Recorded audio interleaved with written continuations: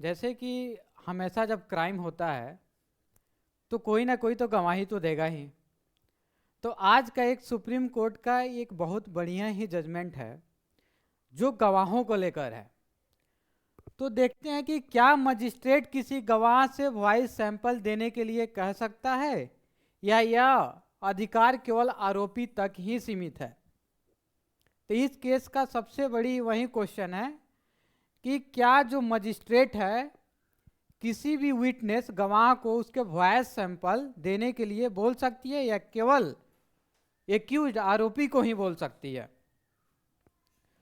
तो आज का सुप्रीम कोर्ट का जजमेंट का नाम है Rahul Agarwal versus the State of West Bengal and another. इस केस की अगर फैक्ट की बात किया जाए तो ये जो केस है 2021 की है। एक वीमेन है, उसकी मर्डर से जुड़ा हुआ था।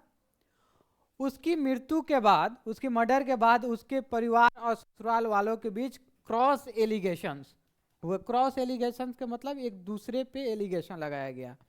ससुराल वाले ने बोला कि नहीं उसके मायके का गलती है और मायके वाले ने बोला कि ससुराल वाले इन्वॉल्व है।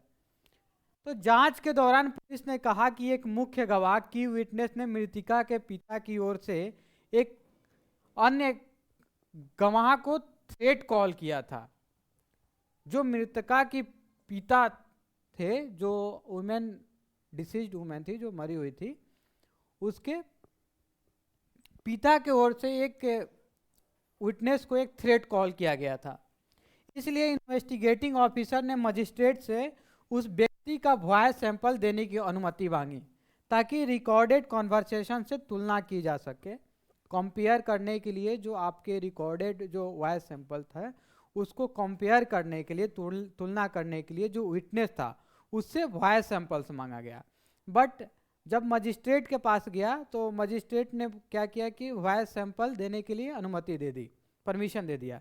बट जो विटनेस था कि हाई कोर्ट गया कोलकाता, वहाँ पे क्या किया कि कोलकाता ने बोल दिया कि नहीं ये सेल्फ इंक्रिमिनेशन है। जो सेल्फ इंक्रिमिनेशन का कॉन्सेप्ट हम लोग काठी कालू का जजमेंट में देखे थे लोग कि वहाँ पे सेल्फ इंक्रिमिनेशन का कॉन्सेप्ट दिया गया था, जो हम लोग का आर्टिकल 20(3) बात करता है कि कोई भी अपने अगेंस्ट कोई किसी को उतना कंपेल नहीं किया जा सकता है कि वो अपने अगेंस्ट में कोई एविडेंस दे या कोई ऐसा स्टेटमेंट दे जो उसके ही अगेंस्ट में यूज हो सके। तो बात सुप्रीम कोर्ट पहुंची तो सुप्रीम कोर्ट ने डायरेक्ट बोला कि मजिस्ट्रेट किसी व्यक्ति अ पर्सन से चाहे वो एक्यूज्ड हो या विटनेस वॉइस सैंपल देने का आदेश दे सकती है। मजिस्ट्रेट क्या करेगी, सुप्रीम कोर्ट ने डायरेक्ट बोला कि चाहे वो एक्यूज्ड हो या विटनेस हो, किसी भी पर्सन को मजिस्ट्रेट क्या कर सकती है कि वॉइस सैंपल देने के लिए बोल सकती है।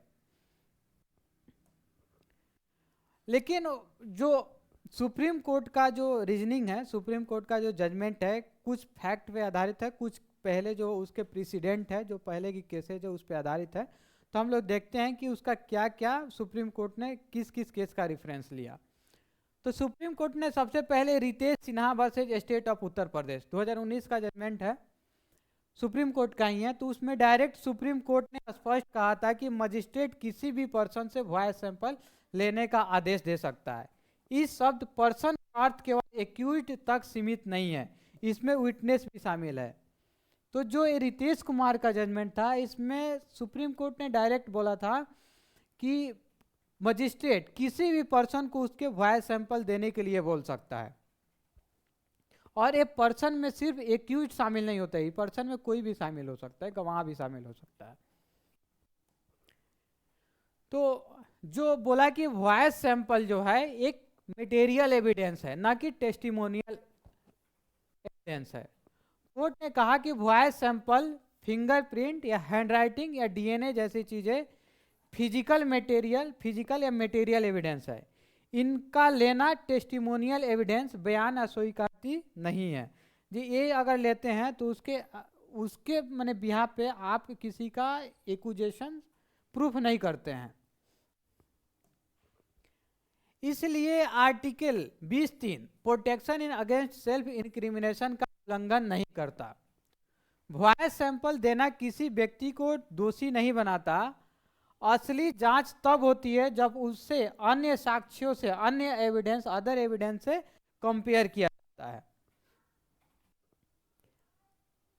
लेकिन अगर अब कोर्ट ने एक सेक्शन जो हम लोग का भारतीय नागरिक सुरक्षा संहिता जो 2023 में है उसका भी रेफरेंस दिया, उसमें क्लियर एक्सप्रेसली मेंशन है, जो कि कोर्ट ने कहा कि अब नए कानून भारतीय नागरिक सुरक्षा संहिता 2023 की सेक्शन 349 में जो 349 सेक्शन है उसमें प्रावधान साफ तौर पर जोर दिया गया है कि मजिस्ट्रेट किसी भी व्यक्ति से voice, fingerprint, handwriting, DNA sample ले सकता है। इसलिए अब कोई संदेह नहीं है कि यह पावर मजिस्ट्रेट के पास वैधानिक रूप से मौजूद है। माने अब इस पे कोई डिस्प्यूट नहीं रहा, क्योंकि डायरेक्ट आपको प्रोविजन भारतीय नागरिक सुरक्षा संहिता की प्रोविजन में मेंशन किया गया है, उसके सेक्शन 349 की अगर मजिस्ट्रेट किसी भी पर्सन को वॉइस, फिंगरप्रिंट, हैंडराइटिंग या डीएनए सैंपल लेने के लिए ऑर्डर दे सकता है। कोर्ट ने एक और दिया कि एक और केस का रेफरेंस दिया कि स्टेट ऑफ बॉम्बे वर्सेस काठूकाल अवघर, 1961 का एक बहुत बड़ा लैंडमार्क जजमेंट है का हवाला देते हुए कहा कि जब कोई व्यक्ति फिंगरप्रिंट, हैंडराइटिंग या वॉइस सैंपल लेता है तो यह टेस्टिमोनियल कंपल्सन नहीं है, यह केवल फिजिकल एविडेंस है, इसलिए आर्टिकल 20(3) लागू नहीं होता।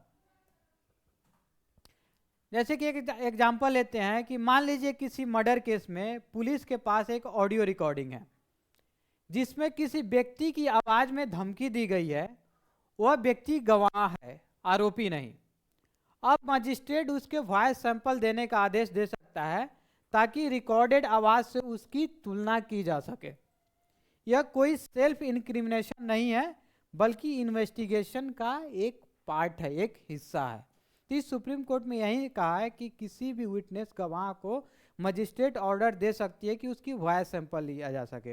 ये आपके आर्टिकल 20(3) के जो अंडर में जो सेल्फ इंक्रिमिनेशन का कॉन्सेप्ट दिया गया है उसके अंडर ये फॉल नहीं करेगा, उसके माने एम्बिट में ये नहीं आएगा। तो इसी तरह आपने नए नए केसेज के लिए, नए नए केसेज को आसान भाषा में समझने के लिए मेरे चैनल को सब्सक्राइब करें और शेयर करें।